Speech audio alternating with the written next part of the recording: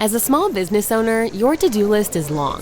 The Knot makes advertising easy and connects you with the right couples at the right time. Visit vendors.theknot.com/podcast for 15% off your first month with code podcast15.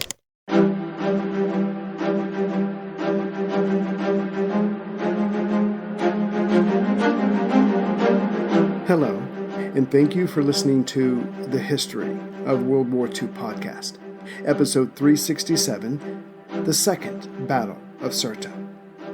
Last time, on March 7th, 1942, the Spitfires had arrived, and none too soon, given that the Hurricanes were being destroyed on the ground in large numbers because of their very inability to keep up with the enemy's 109s. Well, that had changed. But it wasn't like Malta suddenly had 300 of these new planes to take the fight to the enemy. No, it was simply another opportunity to survive for another day. The war continued. Meanwhile, the German and Italian pilots were upping their game by trying to take away from the defenders one of their abilities to attack convoys headed for Rommel. In February, the submarine base on Manuel Island had been found by Axis scouts, and every day after that, it was bombed. Indeed, the main building, the Lazaretto, the submarine base on Manuel Island, on its south side, was hit by Stuka, and all the windows were blown out. Later, parachute mines were dropped on the facility's west end, turning it into rubble. Before the month of February was over, the eastern end would be bombed as well. The men were running out of places to sleep and to take care of their animals, the ones that Shrimp Simpson had made them care for, in an attempt to give them something else to focus on, besides the thought that an invasion could come at any day. In time, officers and their men would end up sharing space in an empty underground oil tanker. It was underground, so relatively safe, and empty because supplies of all kinds were running low. Even Shrimp moved his office there for safety. As for the men still sleeping in the Lazaretto, they had no windows or roof. Thus the view was excellent of the stars on a clear night. Yet despite the beauty, it was still a sign that the defenders were not winning the war. To be sure, the bombing of the three airfields continued as well. But in early March, the attackers' daily bombing of the harbor started to pay off. On March 5th, as 3 subs were stationed near the base, that day's attack ended with those subs now damaged and in need of repair. Worse, Shrimp Simpson's flagship, the stationary fuel barge HMS Talbot, was sunk. A few days later, another sub in the area was damaged as well. But the men's pain reached a whole new level when one of the bombs ended the lives of some of the crewmen's animals, namely a sow, 100 rabbits or so, and 1 turkey. The men had become attached to these animals, but, like losing a comrade, there was only a short time for goodbye. And then, unlike losing a comrade, a delicious meal was about to be had. What else were they going to do with all that now available meat? And the repair crews would need their strength, as they had many days of work ahead of them. Simpson knew that at least 5 subs were needed on patrol each day to keep an eye on the enemy. That was becoming harder.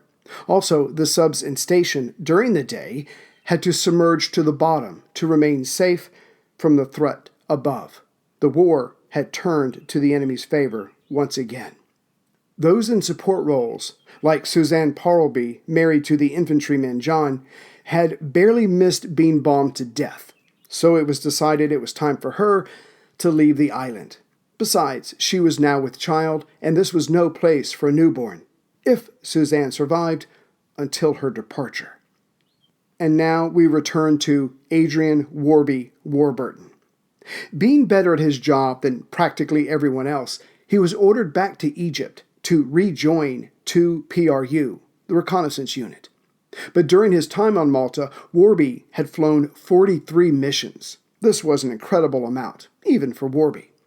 True, his gal Christina Ratcliffe was going to miss him, but her sense of dread would go with her man. This was because she worked in the control room at Las Carsas and helped in plotting the board there. So she had firsthand experience of hearing about RAF pilots going down, and it happened far too frequently. Warby was good, great even, but he was not bulletproof. But before he left, Warby had to give his gal one more scare. Not that this was his intention. On March 4th, Warby was returning from taking pictures over Palermo, near the northwest corner of Sicily. Christina was at the plotting board. Suddenly, word came into her earpiece that a 109 was quickly catching up to Warby. Staying calm, at least outwardly, Christina passed the word on to the man above the gallery. He told Warby over the radio, "Look out, Stallion 27, Messerschmitt's on your tail." With this done, Christina used her croupier stick to push Warby's plot closer to Malta, but also pushing the plot representing the 109s, yes, there was more than one, closer to Warby. After the next report came into her ear, she pushed all those pilots together. A few tense moments later, the message in her headpiece was now, "Plot on Stallion 27 faded." Warby had been shot down. In that moment, Christina's heart was cleft in twain. But outwardly, she stayed calm and focused on her duty. There was nothing else for it. The people around her knew about her and Warby, but what was there to say? Men died every day around and over Malta. Then the calm, professional voice came to life again in her earpiece. Stallion 27 landed safely. The room flooded with relief. As for Christina, she felt her knees buckle and wanted to give in to that feeling of joy, but dared not. Others had lost loved ones already and would go on to lose more. Today, she and Warby had been given a reprieve. Later, when Warby and Christina were talking about this, she was serious, but Warby was laughing. He thought the whole thing was funny. As Christina later wrote, "I didn't always appreciate his sense of humor." Turns out, Warby had waited until the last possible moment and then dove into some clouds. He waited for the Germans to get bored of looking for him, and then he landed, all in a day's work. A few days later, it's unclear if Christina was over her shock. She was sleeping in her apartment rather than the ERA shelter when a boom woke her up, shaking the entire building, and it blew off her apartment door. She jumped out of bed and ran downstairs to the street. The only thing she had on was a gown given to her by Warby, made from a parachute. A second later, a soldier was standing in the doorway of the flat next door, taking the best shelter to hand. She ran over to him, and he threw his greatcoat over her. When the smoke cleared, there was rubble all around them. Warby came round as soon as he could, and when she retold the story, the tears came with it. Warby, being Warby, replied with, "Why didn't you just jump out the window? You had a parachute on." This was probably another time that Christina wanted to kill Warby herself. On March 19th, Warby left for Egypt, and he was going to be missed, at least by Christina and Hugh Pugh. The latter said after the war, Warburton was the absolute king of photographic reconnaissance. Here's a question for you. What would you do to save humanity? And how far would you go to stop someone who is getting in your way? The ancient rivalry of assassins and Templars cuts to the heart of good versus evil. But it wasn't always clear who was good and who was evil. Plug in to explore the amazing world of medieval feuds. Echoes of History, Assassins vs. Templars is a special collaboration between History Hit and Ubisoft, the masterminds behind the Assassin's Creed games. Hosted by Dan Snow from History Hit and Matt Lewis from Gone Medieval, together they will take a close look at the real history of the secret societies, which inspired the Assassin's Brotherhood and the Templar Order in the Assassin's Creed games. Plus, they will bring on other premier historians as they discuss unearthing the myths of the Grail and who really was the inspiration for the main characters in the game. Echoes of History, Assassins vs. Templars podcast is available right now wherever you get your podcasts. Listen and subscribe to Echoes of History today to discover the hidden truths that have shaped our world and inspired the video game series. That's Echoes of History, wherever you get your podcasts. Listen today and subscribe for more. Zooming out to look at Malta's larger place in the Mediterranean War, the convoy that had failed to get through in February had put the island in a bind. Food, fuel, and ammunition were running low. The gunners had already been told, "Only fire at the bombers. Save your shells." As for Admiral Cunningham, he gave, more a grunt than a chuckle when he heard from the chiefs of staff the following. Our view is that Malta is of such importance both as an air staging post and as an impediment to enemy reinforcement routes that the most drastic steps are justifiable to sustain it. To which you can imagine ABC's reply, which is not printable. With that done, it was time to get to work. First, the convoy had to come from Alexandria. There was no way a convoy from Gibraltar could be risked, not after what happened last time, with the ships having to turn around rather than face being sunk. Next, all three services would have to be involved for supplies to have any chance of reaching Malta. With that established, the army in North Africa would make a feint to pretend to attack the nearest Axis airfields. Hopefully, those planes would stay close to home in case their airfields were seriously threatened. Also, the RAF would send all possible bombers to hit Crete and Cyrenaica. Again, a bit of sleight of hand. As for the convoy itself, fighters from North Africa would escort the ships as long as they could, and then fighters from Malta would take over. In terms of surface ships acting as escorts, the largest force possible was put together, now under the command of Rear Admiral Philip Vian, Admiral Pritham Whipple's replacement. Vian knew that this would not be easy, but his career so far had shown that he was a fighter. He had fought in the Great War and had, in February of 1940, ran down a German supply tanker, the Altmark, and rescued several hundred British POWs in Norwegian waters. Later, he commanded convoys heading to Murmansk to aid the Russians. In the summer of 1941, he had led a convoy to Malta and was able to sink a German sub who had been following them. But there had been darker moments as well. In October 1941, Vian was given the 15th Cruiser Squadron. His flagship was the HMS Naiad, stationed in Alexandria. His job was to get supplies to Malta, but also to help ABC with his attacks in the Mediterranean, and, of course, to stop supplies getting to Rommel. But now, back up to March 1942, earlier that very month, he had left Alexandria to sink an Italian cruiser that was reported to be damaged, yet this turned out to be a trap. On March 11th, Naiad was sunk by U-boat 565, just south of Crete. Vian lost 77 men that day. He switched his flag to the HMS Dido, but in time he would have another ship sunk from under him. The convoy this time would be made up of 4 merchant ships: the Clan Campbell, recently repaired, the Pampas, the Talabat, and the Navy supply ship HMS Breckenshire, which had already made the run several times. And given Malta's supply situation, ABC, Hugh Pugh, and London needed all 4 ships to reach the island. But convoy MW-10, as it was designated, did not have a propitious start. There were to be several divisions of surface ships protecting the convoy, but one coming from Gibraltar, which included the battleship Malaya, the carriers Eagle and Argyle, with the cruiser Hermione and 8 destroyers, had to turn back a day into their departure, as the planes on the carrier were found to have defective long-range fuel tanks. Those planes were to have flown on to Malta, but not now.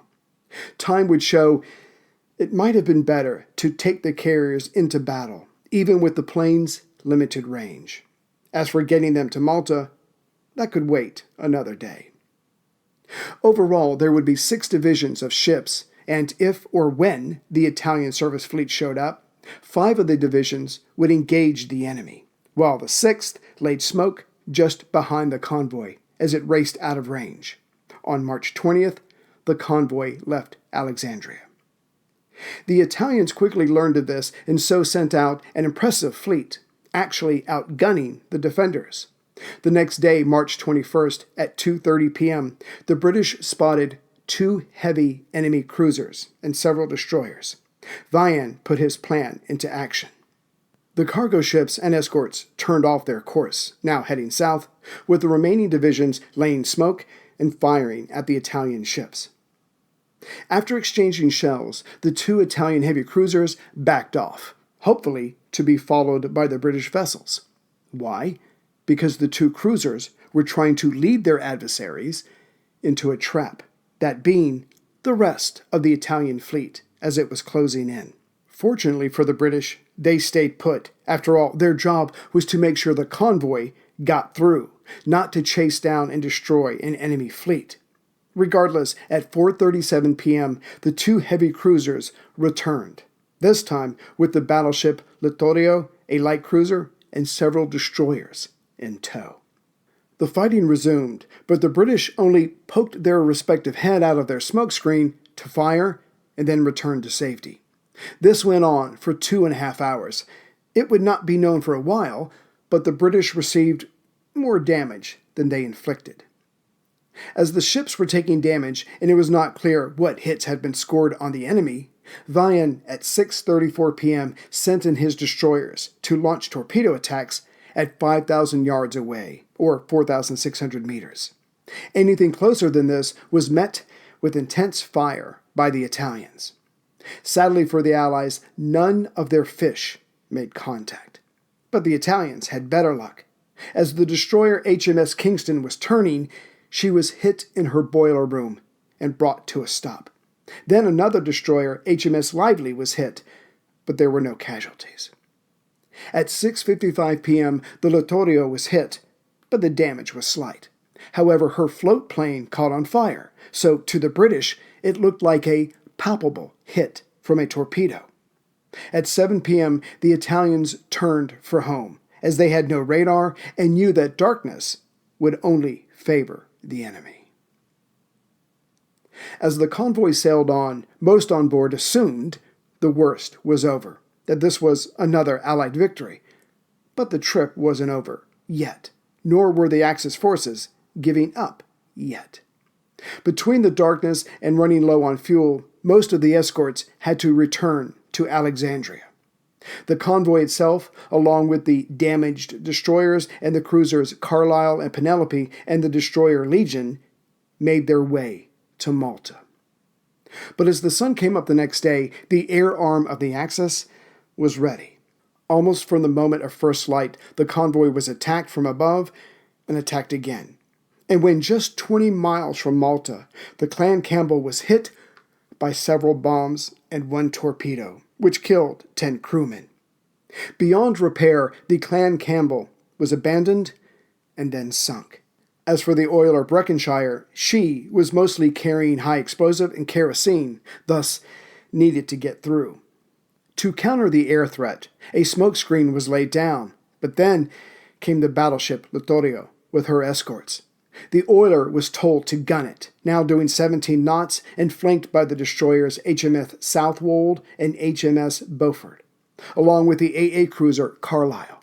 When she was 20 miles away from Malta, where the Campbell had been abandoned, the ship called on Malta for air support. But at that moment, as we will see later, no planes were available. So, first a Ju-88 came in and scored a hit on the oiler. Then an Me-109 fighter bomber came in and scored 3 more hits. The Breckenshire was now dead in the water, drifting towards Malta. This forced the HMS Penelope to leave Valletta Harbor to try to tow the oiler, but 20-foot waves made this impossible. When the lines broke, this left the oiler to drift ever closer to a minefield, one that had been set up to protect Malta. There was nothing for it but for 2 cruisers and 4 destroyers to also leave Malta to provide AA duty for the stranded ship. By this time, the Breckenshire had put down her anchor, keeping her, hopefully, from moving closer to the mines. The next day, March 24th, the HMS Southwold would try a tow. She got in close to get into position, but then hit a mine and was lost later that day. Turns out that previous night, the Breckonshire's anchor had been dragged by the waves as the tanker moved ever closer towards the minefield. And during that day, the air attacks had resumed. Still, the weather calmed, so 2 tugs were sent out to the oiler. They got her tied up and began to move towards Grand Harbor. But then the winds came back and the 2 tugs could not get her into the proper position. So it was decided that the damaged ship would go to the Marsalloch Bay on the island's east coast, right above How Far Airfield. Tied up to number 1 buoy, the tanker HMS Plumleaf went alongside the stricken Beaufire to begin unloading the kerosene and fuel oil. But not long after, the Germans showed up again and bombed the Plumleaf until she had to be beached in order to prevent her from sinking. Still, fuel began to be offloaded from the stricken vessel. Meanwhile, the Germans and Italians did not ignore the other 2 convoy survivors, the Talabat and Pampas. Pampas had been hit by 2 bombs when en route, but they turned out to be duds. Perhaps the ship's patron saint was working overtime. And again, this seemed to be the case as the Talabat and Pampas were bombed while in Grand Harbor on the 24th and 25th, but remained undamaged. But then came March 26th. German dive bombers came in and made hits on all 3 surviving ships in their 2 respective locations. That day, the air attacks started early and increased in intensity. Then, at noon, 300 Stukas flew over Grand Harbor, and by the time they were gone, they had left an inferno. At 2 p.m., 1 bomb hit the Talabat on the port side of the boat deck, and the explosive went through the electrician's cabin, the shelter deck, and main deck, exploding in the engine room, which started a fire. With all that was on board, including bombs and torpedoes, Captain Toft knew he needed help putting out that fire. So he asked a cruiser on the other side of his ship to shoot a hole into her so the water could come in and extinguish the fire. The cruiser crew needed the permission of an admiral to fire in harbor, but he said no. However, he would provide explosives to blow a hole in the ship. It was the best and only option at the time. Lieutenant Dennis Copperwheat of the HMS Penelope volunteered to put on a wetsuit and first cut a hole in the ship to remove as many bombs as possible, including 16 torpedoes. Then he placed the explosives, and after they went off, the Talabat sank to the bottom of the harbor. The fire was put out. A more massive and uncontrolled explosion did not take place. As for the MV Pampas, she was hit 18 times before going under, a hell that cannot be imagined by anyone not on that ship. Either way, it seems that the Second Battle of Sirte, the earlier naval clash, though technically a British victory at the time, was now working in favor of the Axis, as it had delayed the convoy enough for it not to finish its journey under darkness. Indeed, the carnage was not over. As the Italians headed back home, they were caught in a storm and lost 2 of their destroyers. Meanwhile, in Malta's dry dock, HMS Kingston was attacked a few days later, and her damage was soon beyond repair. Next, the destroyer Havoc was further damaged in port, so she was ordered to Gibraltar for repairs, but was forced aground in Tunisia. The crew, minus the 1 death, were interned by the Vichy French. But they would be released in November of that year due to Operation Torch. In all, Admiral Cunningham's desperate attempt to get supplies to Malta had been a failure. Of Pampas's 7,462 tons of supplies, only 799 tons were saved.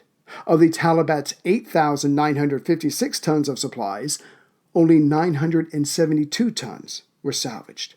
As for the Breckonshiire, most of her fuel had been successfully unloaded. As for the sunk Clan Campbell, well, nothing had been saved. Malta was still hard up for supplies, and the situation looked to remain that way for some time.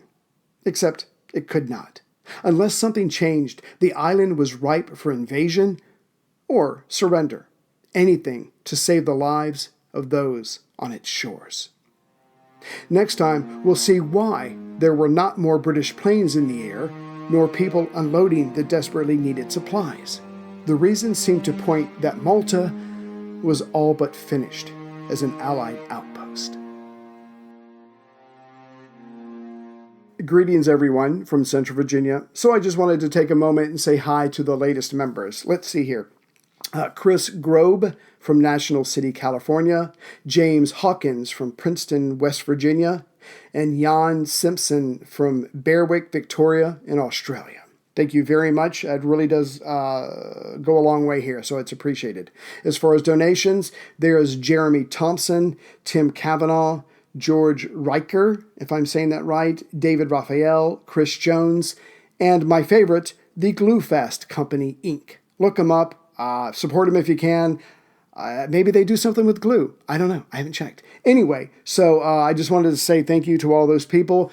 And we've got a couple more interviews coming up. And like I said earlier, we'll get Malta to Operation Pedestal. And then we're going to spend a heck of a lot of time on the Eastern Front.